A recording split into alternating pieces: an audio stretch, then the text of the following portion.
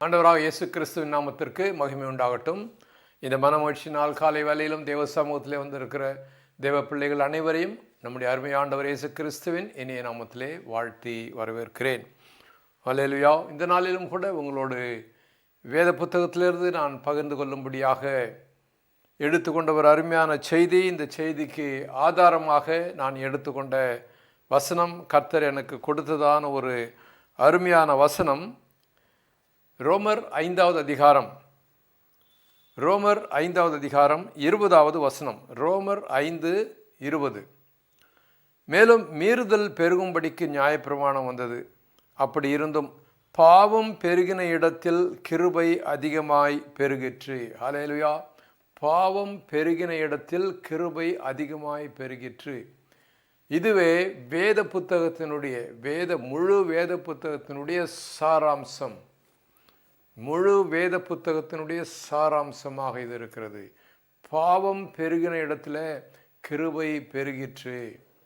பிரியமானவர்களே, நாம் வேத புத்தகத்தின் முதல் புத்தகமாகிய ஆதியாகமத்தில் நாம் வாசிக்கிறோம், மனுஷர்கள் பாவம் செய்து அவர்களுடைய பாவம் மிகவும் அதிகமாக போனதாக நாம் ஆதியாகமம் வேதத்தின் முதல் புத்தகத்திலே நாம் வாசிக்கிறோம்.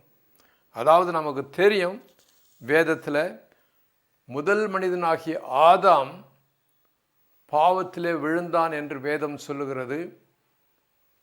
அந்த முதல் மனிதனாகிய ஆதாம் பாவம் செய்ததிலிருந்து அடுத்து வந்த அவனுடைய சந்ததியாகிய மனிதர்கள் மிகவும் அதிகமான பாவத்தை செய்தார்கள் என்று நாம் வேதத்திலே வாசிக்கிறோம்.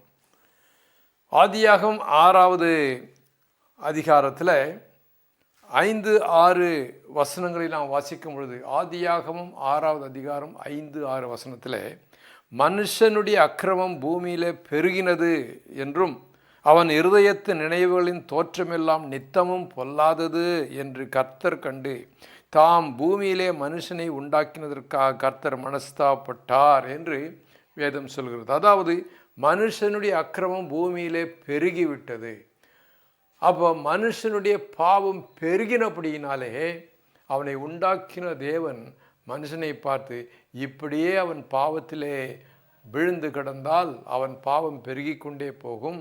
அப்படி இருக்கும் பொழுது எல்லாரும் தேவனுடைய நீதியின்படி, நியாயத்திற்படி எல்லாரும் நரகத்துக்கு தான் போகணும். ஆகவே தேவனுடைய கிருபை, தேவனுடைய அன்பு கிருபை மனிதனை நரகத்திற்கு போக விடக்கூடாதபடிக்கு அவருடைய அன்பு பெருகினதினாலே மனிதனை, பெரிய அதிகமான பாவத்தில் இருக்கிற மனிதனை மீட்கும்படியாக தேவன் தம்முடைய அதிகமான கிருபையை பொழிந்தருளினார். இதனால் என்ன நடந்தது என்று சொன்னால், தேவாதி தேவனே மனுஷனாக கீழே பூமிக்கு இறங்கி வந்தார். பரலோகத்தில் இருக்கிற தேவன் இந்த பூமிக்கு இறங்கி வந்து தம்முடைய சொந்த குமாரன் என்று சொல்லப்படுகிற இயேசு கிறிஸ்துவை இந்த பூமிக்கு அனுப்பி, அந்த இயேசு கிறிஸ்து தம்மை தேவ சாயலாக இருந்த அவர் தம்மை மனுஷ சாயலாக மாற்றி மனிதர்களுக்காக தம்மையே பலியாக ஒப்பு கொடுத்து மனுஷனை பாவத்திலிருந்து மீட்டெடுக்கிறார். இதுதான் மனுஷனுடைய பாவம் பெருகின இடத்துல தேவனுடைய கிருபை பெருகிவிட்டது. ஹல்லேலூயா, ஸ்தோத்திரம். ஆகவே பிரியமானவர்களே, அதாவது நாம் இந்த சத்தியத்திலிருந்து நாம் தெரிந்து கொள்ள வேண்டிய காரியம் என்னென்னு சொன்னால், அதிக பாவம் பெருகின இந்த பூமியிலே மனுமக்கள் மத்தியில் மனுஷனை அதிக பாவத்திலிருந்து மீட்டெடுக்க தேவன் அதிக கிருபையை பொழிந்து மீட்டெடுத்தார். இப்போ நமக்கு சாதாரண ஒரு தலைவலி, ஒரு சாதாரண ஜுரம் வந்தால் ஏதோ ஒரு சின்ன டேப்லெட் சாப்பிட்டு நீங்கள் அது சரியாக போயிடும், சின்ன எஃபர்ட். ஆனால் இதுவே அதிகமாக உங்களுக்கு இன்ஃபெக்ஷன் வந்து, லங்ஸில் இன்ஃபெக்ஷன் வந்து உங்களுக்கு அதிகமான காய்ச்சலும் அதிகமான சளியும் ஜுரமும் உடம்புல இன்ஃபெக்ஷன் எல்லாம் பரவிட்டால் உங்களுக்கு என்ன தேவைப்படுது? அதிகமான ட்ரீட்மெண்ட் தேவைப்படுகிறது. ஹாஸ்பிட்டலில் கூட உங்களை அட்மிட் பண்ணி உங்களுக்கு ட்ரீட்மெண்ட் பண்ண வேண்டியதாக இருக்குது. அதிகமான ட்ரீட்மெண்ட் தேவைப்படுகிறது. அதிகமான இன்ஃபெக்ஷன், அதிகமான வியாதி இருக்கும் பொழுது அதிகமான ட்ரீட்மெண்ட் தேவைப்படுகிறது. லேசான வியாதி இருந்தால் லேசான டேப்லெட்டில் சரியாயிடும் இல்லையா? அதுதான் அதிகமான மனுஷனிடத்தில் அதிகமான பாவம் இருக்கும் பொழுது அதிகமான தேவனுடைய கிருபை தேவைப்படுகிறது, அந்த மனுஷனை மீட்டெடுக்க, பாவத்திலிருந்து வெளியே கொண்டு வர என்பதுதான் இந்த சத்தியம். கர்த்தருக்கு ஸ்தோத்திரம். பிரியமானவர்களே, மனுஷ குலம் எல்லாமே அதிகமான பாவத்தில் விழுந்ததுனாலே தேவன் தம்முடைய அதிகமான கிருபையை பொழிந்து மனுஷனை எல்லாவற்றையும் மீட்டு கொண்டார். பாருங்கள், வேதத்தில் சில உதாரணங்களை கூட நாம் பார்க்கலாம். ஒரு உதாரணங்களை பார்க்கும் பொழுது, அதாவது யோவான் சுவிசேஷம் 4வது அதிகாரத்தில், யோவான் சுவிசேஷம் 4வது அதிகாரத்தில் நாம் வாசிக்கும் பொழுது ஒரு சமாரிய ஸ்திரீ என்ற ஒரு ஸ்திரீயை குறித்து நாம் பார்க்கிறோம். ஒரு சமாரிய ஸ்திரீ, அது பாவத்திலே ஜீவித்து கொண்டிருந்த ஒரு ஸ்திரீ. அந்த ஸ்திரீயை மீட்டெடுக்க வேண்டும் என்று சொல்லி இயேசு கிறிஸ்து தம்முடைய அதிகமான இரக்கத்தோடு செயல்பட்டார். அந்த சமாரிய ஸ்திரீ ஒரு கிணற்றடியில் தண்ணீர் முள்ள வருகிறாள். ஆனாலும் அந்த ஸ்திரீயை அவர் மீட்டெடுக்க வேண்டும் என்று சொல்லி தாமே அங்கு சென்று அந்த சமாரிய ஸ்திரீயினிடத்தில், யூதர்கள் பேச மாட்டாங்க சமாரியர்கிட்ட, இவர் சென்று அந்த ஸ்திரீயினிடத்தில் பேசி அவளுக்கு சத்தியத்தை சொல்லி அந்த சமாரிய ஸ்திரீயை மீட்டெடுக்கவும் அவள் ஒரு சுவிசேஷகியாக மாறவும் இந்த யோவான் 4வது அதிகாரத்தில் நாம் வாசிக்கிறோம். யோவான் 4வது அதிகாரம் 8வது வசனத்தில் நான் வாசிக்கிறேன், கேளுங்க. அப்பொழுது சமாரியா நாட்டாளாகிய ஒரு ஸ்திரீ தண்ணீர் முள்ள வந்தால் இயேசு அவளை நோக்கி தாகத்துக்கு தா என்றார். அப்படி ஒரு பேச்சு ஆரம்பிக்கிறார். போட்டு வாங்குறோன்னு சொல்கிறேன் இல்லையா, அப்படி ஒரு கொஞ்சம் போட்டு வாங்குறார். தாகத்துக்கு தா, தண்ணீர் முள்ள வர்றா, தாகத்துக்கு தா அப்படின்னு சொல்லி ஒரு கான்வர்சேஷன் ஆரம்பித்து, ஒரு பேச்சுவார்த்தை ஆரம்பித்து, அப்படியே அந்த ஸ்திரீயை அவர் என்ன செய்கிறார்னா சத்தியத்துக்குள்ளே நடத்துகிறார். சத்தியத்திற்குள் நடத்தின பொழுது அந்த ஸ்திரீயுடைய கண்கள் திறக்கப்பட்டது. அவர் சொல்றா, 25வது வசனத்தில், அந்த ஸ்திரீ அவரை நோக்கி, கிறிஸ்து என்னப்படுகிற மேசியா வருகிறார் என்று அறிவேன், அவர் வரும்போது எல்லாவற்றையும் அறிவிப்பார் என்று சொல்றா. அப்படியே சத்தியத்துக்கு வரா. அப்போ ஆண்டவர் சொன்னார், உன்னோட பேசுகிற நான் தான் அந்த மேசியா என்று அவருக்கு வெளிப்படுத்துகிறார். உடனே அவர் சென்று ஊரில் இருக்கிற அத்தனை ஜனங்களையும் அழைத்து கொண்டு வந்து மேசியாவை பாருங்கள் என்று மேசியாவினிடத்தில் கொண்டு வந்து ஒரு பெரிய சுவிசேஷகியாக அந்த சமாரியா நாட்டால் பாவத்திலே ஜீவித்து கொண்டிருந்த 5 புருஷர்கள் இருந்தார்கள் என்று இங்கே சொல்லப்படுகிறது. இப்படி பாவத்திலே ஜீவித்து கொண்டிருந்த ஒரு ஸ்திரீயை கர்த்தர் தாமே இறக்கப்பட்டு சென்று அவளுக்கு பேச்சு கொடுத்து அவளை சத்தியத்திலே மாற்றி ஊராருக்கெல்லாம் சத்தியத்தை சொல்லும்படியாக மேசியாவினிடத்தில் கொண்டு வரும்படியாக கர்த்தர் செய்தார். ஹல்லேலூயா. அதிகமான பாவத்திலே ஜீவித்த அந்த ஸ்திரீயை மீட்டெடுக்க கர்த்தர் அதிகமான கிருபையை அங்கே பொழிந்தார். ஹல்லேலூயா, ஸ்தோத்திரம். அதே போல தான் நாம் வாசிக்கிறோம், சகேயு என்ற ஒரு மனுஷன், டேக்ஸ் கலெக்டர்னு சொல்லுவாங்க. டேக்ஸ் கலெக்டர்னாவே அந்த காலத்தில் லஞ்சம் வாங்குறவன்னு அந்த காலத்திலே அப்படி இருந்தது. அப்போது சகேயு என்ற ஒரு மனுஷன், அந்த மனுஷனை எப்படியாவது மீட்டெடுக்க வேண்டும் என்று சொல்லி கர்த்தர் தாமே பாருங்கள் அந்த சகேயுனிடத்தில் போகிறார். இதை நான் வாசிக்கிறோம் லூக்கா சுவிசேஷம் 19வது அதிகாரத்தில். லூக்கா சுவிசேஷம் 19வது அதிகாரத்தில் நாம் பார்க்கும் பொழுது 3லிருந்து 5 வசனங்களை கூட நாம் வாசிக்கும் பொழுது நாம் பார்க்கலாம். இயேசு எப்படிப்பட்டவரோ என்று அவரை பார்க்க வகை தேடினான். அவன் குள்ளனானபடியினாலே ஜனக்கூட்டத்தில் அவர் காணாமல் ஒரு காட்டுத்தி மரத்தில் ஏறினான். இதுக்கு சகேயு கொஞ்சம் குள்ளமாக இருந்தான். இஸ் டேக்ஸ் கலெக்டர், ஆயக்காரன், டேக்ஸ் வாங்குறவன். அவனுக்கு இயேசுவை பார்க்க வேண்டும் என்ற ஒரு விருப்பம் வந்தது. அவரை குறித்து பெரிய அருமையான கேள்விகள், நிறைய அற்புதம் செய்கிறாரு, தேவ மனுஷன்லாம் கேள்விப்பட்டதுனால ஒரு ஆசை இவரை பார்க்கணுன்னு அவன் காட்டுத்தி மரத்தில் ஏறி பார்க்க வர்றான். ஆனால் கர்த்தர் சரி பார்க்கட்டும், யாரோ எத்தனையோ பேர் பார்க்குறான்னு போயிருக்கலாம். இல்லை, இந்த சகேயுவை, இந்த ஊழல் மிகுந்த ஒரு உத்தியோகத்தில் இருக்கக்கூடிய இந்த மகனை ரட்சிக்க வேண்டும் என்று சொல்லி கர்த்தர் அந்த காட்டுத்தி மரத்திலே போகிறார். பெரிய இரக்கத்தை அவன் மேலே பாராட்டி அந்த காட்டுத்தி மரத்தண்டையிலே போய் பாருங்க சொல்கிறாரு பாருங்க. 5வது வசனத்தில் லூக்கா 19:5 இயேசு அந்த இடத்தில் வந்தபோது அண்ணாந்து பார்த்து அவனை கண்டு, சகேயுவே, நீ சீக்கிரமாக இறங்கி வா, இன்றைக்கு நான் உன் வீட்டிலே தங்க வேண்டும் என்று சொன்னார். இவரே வாலண்டியராக போய் அவனை கூப்பிடுறார். கூப்பிட்டு அவன் வீட்டுக்கு போய் அவனை ரட்சிப்புக்குள்ளே நடத்துகிறார். ஹல்லேலூயா, ஸ்தோத்திரம். நிறைய பாவத்தில் இருந்த அந்த மனுஷனை மீட்க கர்த்தருடைய நிறைய இரக்கம் கிருபை தேவைப்பட்டது. நிறைய கிருபை அவன் மேலே பொழிந்து அவனை மீட்டு கொண்டார். ஹல்லேலூயா, ஸ்தோத்திரம். பிரியமானவர்களே, ஆனால் இந்த 2 பேரை நீங்கள் பார்த்தீங்கன்னா ஆண்டவர் அவர்களை நெருங்கும் பொழுது அவர்களும் ஆண்டவரை நெருங்கி வந்தார்கள். அதனால் பிடித்து கொண்டார்கள். ஆண்டவர் அவர்கள் மேலே கிருபை பொழியும் பொழுது அந்த கிருபை அவர்கள் பிடித்து கொண்டார்கள். அன்பான சகோதரியே, எவ்வளோதான் அதிகமான பாவத்தில் ஜீவித்தாலும் கூட ஒரு மனுஷன் அவன் மேலே கர்த்தர் இரக்கம் பாராட்டி கிருபை பொழியும் பொழுது அந்த கிருபை பிடித்து கொள்ள வேண்டும். இல்லைன்னா கிடையாது. பாருங்கள், அப்படி தான் நம்ம பார்க்குறோம் வேதத்தில். வேத பாரகரும் நியாய சாஸ்திரிகளும் பரிசேயரும் கூட அவர்கள் மேலே கிருபை பொழிந்தாலும் கிருபையை தள்ளிவிட்டார்கள். இப்போ நம்ம வாசிக்கிறோம் லூக்கா சுவிசேஷம் 7வது அதிகாரம் 30வது வசனத்தை நாம் வாசிக்கும் பொழுது, லூக்கா 7:30 நாம் வாசிக்கும் பொழுது, லூக்கா 7:30 பாருங்கள், இந்த நியாயசாஸ்திரிகளும் பரிசேயரும் என்ன செய்தாங்கன்னா, லூக்கா 7:30 பரிசேயரும் நியாயசாஸ்திரிகளுமோ அவனால் ஞானஸ்நானம் பெறாமல் தங்களுக்கு கேடுண்டாக தேவனுடைய ஆலோசனையை தள்ளிவிட்டார்கள். தேவனுடைய ஆலோசனை, ரட்சிக்கப்படுவதற்காக தேவ ஆலோசனை அவர்களுக்கு வருகிறது. இந்த பரிசேயரும் நியாயசாஸ்திரிகளும் தங்களுக்கு தான் ரொம்ப தெரியும் அப்படின்னு சொல்லி தேவனுடைய கிருபையை தள்ளிவிட்டார்கள். அதனால் தங்களுக்கு கேடுண்டாக்கி கொண்டார்கள் என்று வேதம் சொல்கிறது. அருமையான சகோதரியே, தேவனுடைய கிருபை நமக்கு வரும்பொழுது அதை நாம் பிடித்து கொள்ள வேண்டும். அப்பொழுது நாம் ரட்சிக்கப்படுவோம், நித்திய ஜீவனை அடைவோம், அழிவுக்கு தப்புவோம்.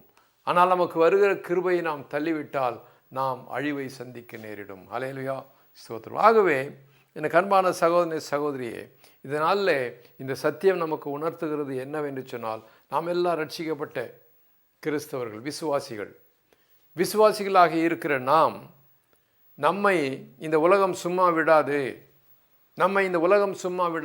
என்ன பண்ண, உலகத்தின் இச்சை நம்மை இழுக்கும். நம்ம மாம்சத்திலிருந்தே அந்த இச்சைக்குரிய அந்த ஆசாபாசம், அந்த ஈர்ப்பு வரும். இந்த உலகத்தினுடைய பல காரியங்கள் உலகத்தினுடைய இச்சையிலே நம்மை இழுத்து அப்படியே பாவத்திலே தள்ளும்.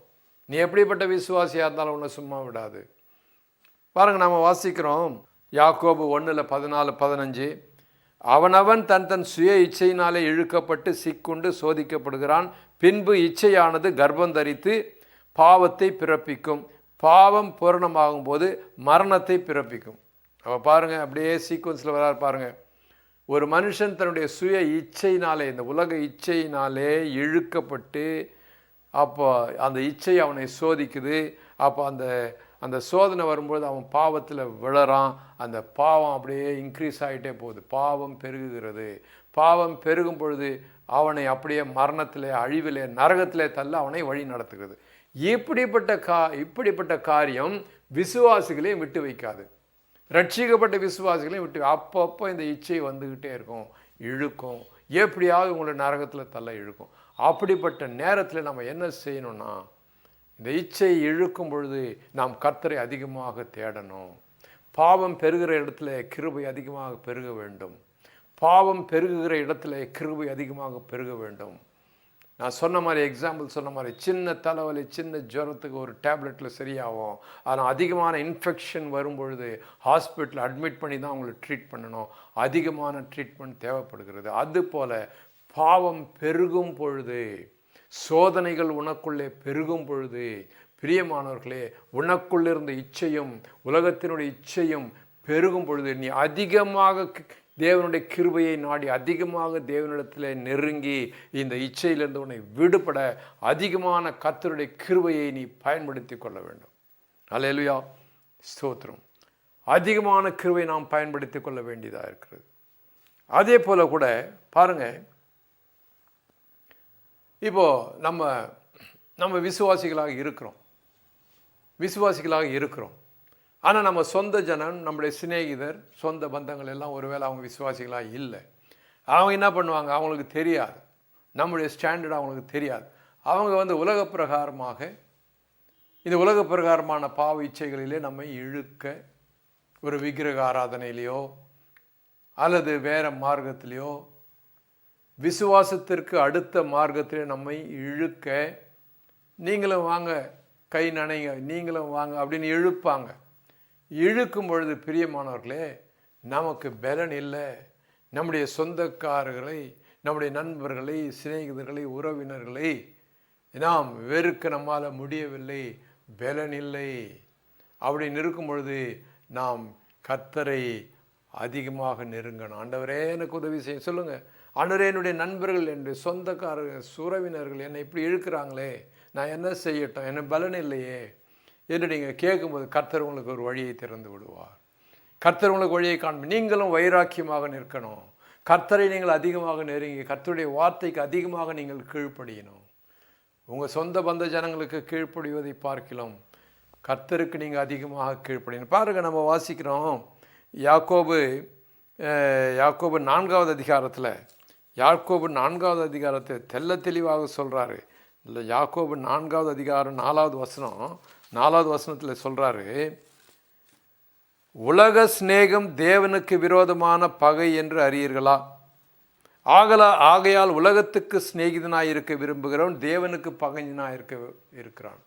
பிரியமானவர்களே, உங்களுடைய சிநேகிதராக இருக்கலாம், ஆனாலும் கூட அவர்கள் விசுவாசத்திற்கு அப்பாற்பட்ட உலக மார்க்கங்களிலே உங்களை இழுக்கும் பொழுது நீங்கள் அவர்களுக்கு சிநேகிதராக இருந்து, ஒரு நாள் என் நண்பனோடு நான் போயிட்டே இருக்கிறேன்.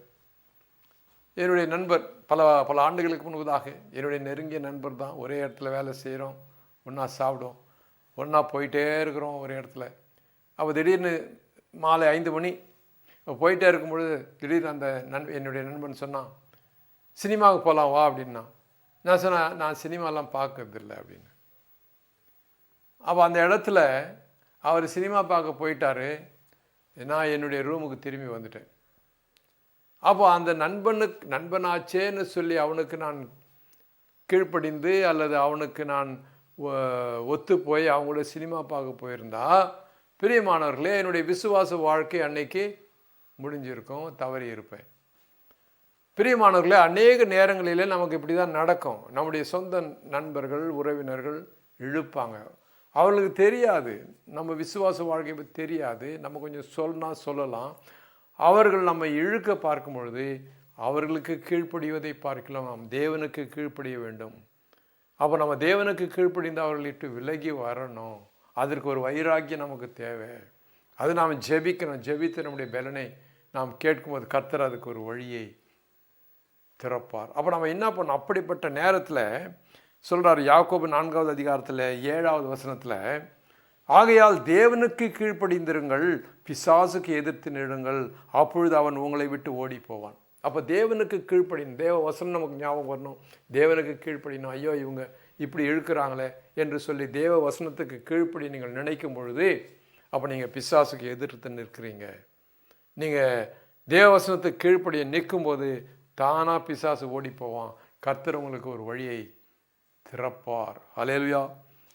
பிரியமானவர்களே, ஆகவே பாவம் பெருகின இடத்திலே கிருபை பெருகும் என்று சொல்லும் பொழுது நமக்கு அதிகமான சோதனைகள், அதிகமான எதிர்ப்புகள், அதிகமான உலக ஈர்ப்புகள் விசுவாசிகளாகி நமக்கு வரும் பொழுது அதிகமான தேவனுடைய கிருபை நாம் தேடணும். அப்போ தான் நம்ம அதிகமாக ஜெபம் பண்ணணும், அப்போ தான் அதிகமாக ஆலயத்துக்கு போகணும், அப்போ தான் நம்ம அதிகமாக வசனத்தை கேட்கணும், அதிகமாக தேவனுடைய கிருபையை வல்லமை அதிகமாக நாடணும்.